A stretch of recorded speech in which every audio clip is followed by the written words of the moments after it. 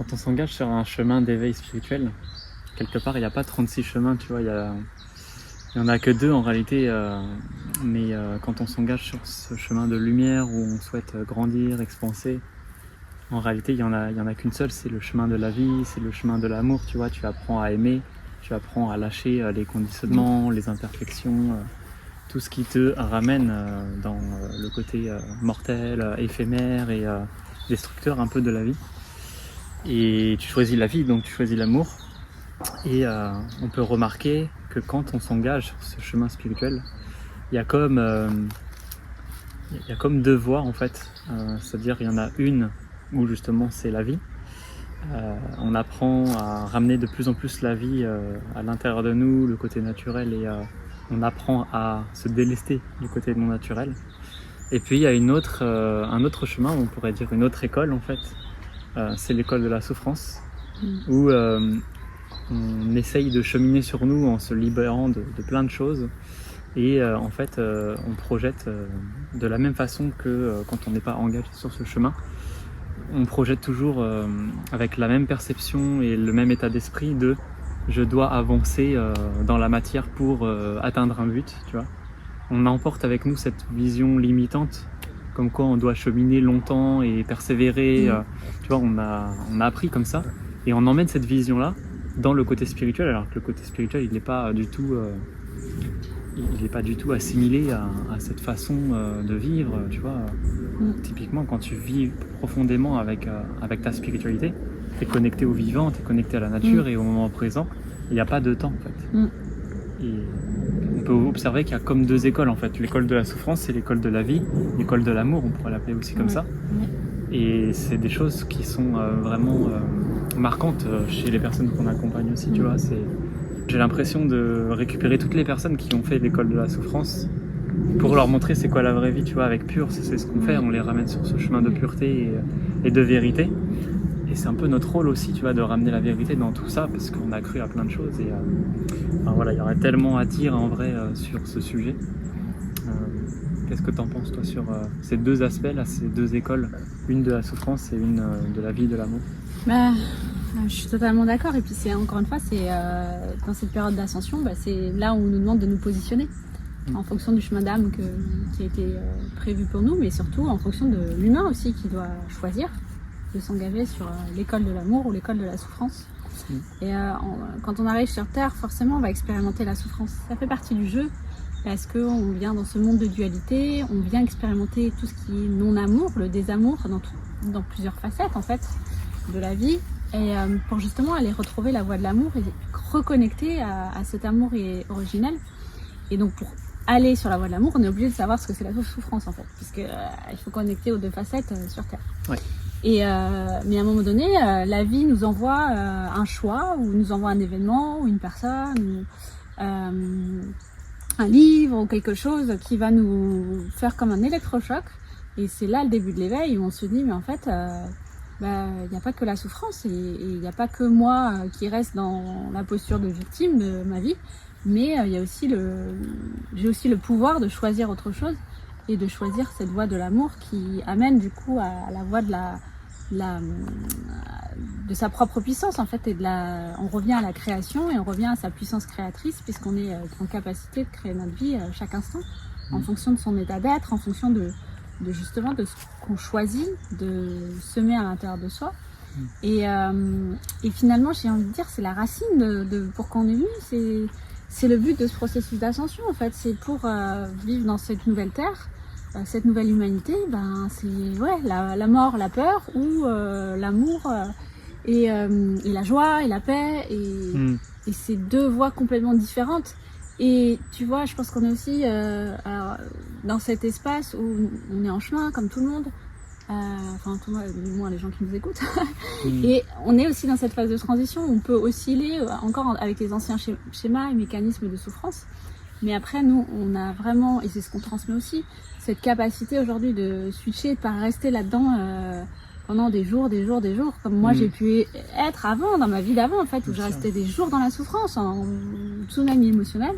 Aujourd'hui, je m'interdis ça, parce que je sais que c'est pas la voie, que c'est pas le chemin, et que c'est pas ce qui m'est demandé. Ce qui m'est demandé, c'est de vivre depuis un espace d'amour à chaque seconde, à chaque instant. alors c'est encore en chemin, mais il y a quelque chose, aujourd'hui je suis en capacité d'observer quand je retombe dans ces schémas de souffrance pour me remettre en fait dans la juste voie, et tu y aides aussi beaucoup.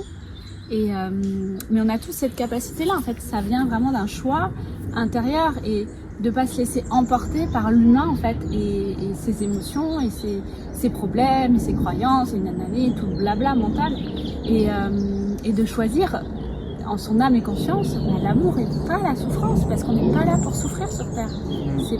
C'est pas le vrai chemin, ça. Si c'est la souffrance quelque part, t'es pas aligné à ton âme, t'es pas aligné à la source, t'es pas aligné à l'amour, donc c'est pas le chemin en fait. Ouais, et ça a tendance à nous suivre même quand on est avancé dans le processus, tu vois, pour avoir accompagné des personnes qui sont quand même bien avancées dans le chemin spirituel, à tel point que elles sont là aussi pour enseigner, pour partager, pour guérir. Donc j'ai vu beaucoup de personnes qui emportaient encore ces vieux schémas, tu vois, et qui continuaient à aider, mais je crois que c'est un choix en fait qu'on fait en chaque instant, et on peut le faire dès le départ, dès la racine. On peut choisir de mettre en fait dans sa semence, dans sa terre à soi. On peut décider de mettre la semence de l'amour, de la simplicité, de la légèreté, de la douceur, tu vois. Tu peux te dire, voilà, à partir de maintenant, je choisis ces vertus-là pour construire ma vie, et la souffrance n'est plus du tout liée à mon existence. Je choisis une autre voie. Et à partir du moment où tu installes ça dans ta terre, tu peux plus revenir en arrière. C'est pour ça que on propose cette vie aujourd'hui connectée à la simplicité, à la légèreté, parce que c'est un choix que tu fais intérieur, mais c'est pas quelque chose que tu vas faire, grâce à ton humain, et que tu vas atteindre un certain niveau, je sais pas quoi. C'est un choix de chaque instant.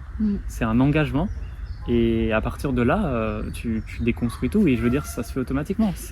Tu as mis la bonne graine à l'intérieur de toi et tu l'alimentes, voilà, bien sûr, c'est pas magique, c'est pas tu mets la graine et puis après tu le laisses, non.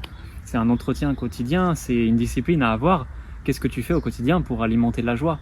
Qu'est-ce que tu fais au quotidien pour alimenter la douceur, l'amour, la simplicité? En fait, c'est continuellement apporter les bons éléments à ta terre intérieure pour que ça puisse se développer et que tu puisses créer ta vie à partir de ces valeurs-là. Mais ça vient toujours de l'intérieur et l'extérieur vient, tu vois. Et c'est important de le comprendre, et je crois que en chaque instant, voilà, on peut créer cette vie divine manifestée à partir du moment où on l'a choisi de ne plus être dans cette souffrance. C'est vraiment un choix de chaque instant. Oui. Et c'est dur parce que on nous a appris que la vie sur Terre n'est que souffrance, et on nous l'a transmis comme ça. Ouais. Et du coup, c'est comme si on avait développé, tu vois, un programme où on voit que la souffrance. Mais ce qu'il faut se dire, c'est que s'il y a la souffrance, il y a aussi l'autre facette. Et c'est là où comme s'il y a l'ombre, il y a la lumière en fait. C'est indissociable. Donc ça veut dire aussi, c'est ça qu'on partage. C'est changer de regard. C'est ne pas focuser sur la souffrance, mais mais plutôt ton regard sur ce que tu veux créer, pas sur ce que tu veux plus en fait. Exactement. Qui te fait du mal. Ouais, parce que si tu y penses, même si tu veux travailler dessus, tu as des bonnes intentions de guérir quelque chose qui te fait mal, tu lui donnes de l'importance parce que tu penses constamment à ça. Tu penses tous les jours, et en fait, tu vois, il y a des personnes, elles ont des montagnes de choses à travailler. Donc en fait, tu alimentes encore plus ça. L'inconscient, lui, fait pas la différence. Et ce que j'aimerais partager, qui est pour moi fondamental, et c'est ce qu'on partage à travers notre vision, tu vois, aujourd'hui, ce nouveau regard sur la vie, c'est vraiment une grande clé en fait, c'est de comprendre que tu n'es pas tes pensées, tu n'es pas tes émotions, tu es plus que ça. Et en réalité, ce que tu associes à la souffrance est associé au côté éphémère et mortel de la vie. Parce que si tu es dans l'amour, si tu es dans la vraie vie, il n'y a pas ces choses-là en fait. C'est l'immortalité, c'est l'illimité, c'est le moment présent, il n'y a pas de temps linéaire comme ici, tu vois. Donc, si tu te connectes à la souffrance, automatiquement tu es connecté à la matrice matérielle manifestée physique. Donc tu prends qu'une seule partie de la réalité, mais tu prends pas la totalité de la création. Tu prends pas la totalité typiquement de tous tes corps et de qui tu es profondément. Donc tu es forcément limité dans ton expérience parce que c'est ton inconscient qui crée ton expérience. Donc forcément tu es limité. Si tu restes focus sur la conséquence, tu vas manifester une vie de conséquence. Par contre, si tu changes ton regard, et c'est vraiment ce qu'on a à cœur d'apporter avec Pure, et c'est simple en fait, parce que c'est une question de vibration, de fréquence, on en a parlé dans plein de vidéos, c'est juste une calibration énergétique. Oui. Si tu te calibres à une nouvelle énergie, tous tes centres vont commencer à s'aligner et tu vas avoir naturellement un nouveau regard sur la vie, une nouvelle posture, une nouvelle énergie qui va émaner. Et à partir de là, tu peux plus être dans la conséquence, tu peux plus être dans la souffrance parce que tu as un regard qui va à la source. C'est pour ça qu'on parle toujours d'agir à la cause, d'agir vraiment à ce qui engendre la conséquence. C'est vraiment primordial. Je pourrais donner plein d'exemples, mais qui sont très tangibles et qui sont très concrets au niveau de ce qu'on expérimente au quotidien. Mais de manière générale, en fait, quand tu regardes la matière, de quoi elle est composée, il y a quelque chose de physique qu'on peut vraiment mesurer. Tu vois, l'atome, il est physique, mais il y a aussi une énergie qui gravite autour. Il y a vraiment une énergie qui anime le noyau et tout ça. Donc c'est toute la composition qui fait que l'atome a une fonction particulière. Mais si tu isoles juste le noyau et que tu prends en compte juste le fait qu'il émet de l'énergie, etc., mais pas l'énergie qui gravite autour et qui émane de son noyau, tu prends qu'une toute petite partie de la réalité. Typiquement, tu vois, c'est comme si un scientifique il analysait l'atome et il regardait que le noyau, mais il regardait pas ce qu'il y avait autour. C'est comme si aussi dans l'univers tu regardais une planète, mais tu regardais pas le champ gravitationnel, qu'est-ce qui influence les astres autour et tout ça. Bah, tu te coupes d'une partie de la réalité. Donc là, avec cette nouvelle vision des choses, l'idée c'est de développer ce nouveau regard sur la vie pour ne plus être orienté conséquence sur le temps linéaire et la souffrance, mais sur le vivant, sur le naturel, sur ce qui est divin et illimité en fait. Oui. Et quand on dit sortir de cette école de la souffrance, c'est revenir aussi dans l'instant présent, c'est toujours la même chose. C'est ce que je dis, ouais. Oui, c'est pas... c'est arrêter d'aller voir dans le passé ou le futur en fait. Oui, il n'y a que le moment présent qui existe. À partir du moment où tu es dans la matière, tu es dans la souffrance, parce que la matière c'est la dualité. La matière est un espace de conséquence où en fait tu es l'émanation d'une lumière primordiale. Tu es l'émanation de cette lumière. Donc si tu es l'émanation, tu es la conséquence. Donc si tu vis à travers la matière, tu vas souffrir, c'est obligatoire. Exactement. Tu vas devoir faire des efforts pour changer de la matière, tu vas devoir te déplacer pour changer la forme. Alors que si tu agis à l'énergie, tu agis directement, enfin tu transformes directement la matière. Exactement. Ça devient plus simple et plus fluide. Et il n'y a pas besoin d'efforts ou de temps pour changer ça. Non. C'est instantané. Et du coup, c'est là où on en revient à l'école de l'amour. Plus tu agis depuis cet espace d'amour, cette énergie d'amour primordiale, plus tout se fait, parce que c'est l'énergie qui est tellement à une haute fréquence que ça se manifeste ensuite jusque dans la vie matière. Parce que toi, ton cœur, il est calibré en fait sur ce qu'on appelle le cœur divin, le cœur quantique en fait. Exactement. Donc c'est un changement de fréquence aussi au niveau de ton cœur. Donc c'est pour ça qu'il y a aussi des choses à libérer au niveau du cœur, à dissoudre, pour ouvrir son cœur à un amour illimité, à ce pur amour de la source. Et du coup, c'est depuis cette fréquence que tu es vraiment dans l'amour en fait. Dans l'amour et même dans je sais pas comment dire, dans l'union et dans l'unité de l'amour qui unit tout. Exactement. Qui unit tout c'est très clair. Et qui t'unit toi avec les mondes invisibles, qui t'unit toi avec la nature, avec les êtres vivants, avec les personnes qui t'entourent. Ouais. Et voilà. Et tu vois, aujourd'hui, je te le dis souvent, j'ai envie de dire, je pleure de moins en moins de souffrance, mais je pleure d'amour, parce que justement, tu vois bien quand je pleure, je suis parfois tellement dans un amour, comme un état de grâce, d'amour, et donc je pleure d'amour. Ouais. Et parce que c'est tellement profond et beau et puissant d'expérimenter ça à l'intérieur, et ça vibre sur tous les plans et toutes les dimensions.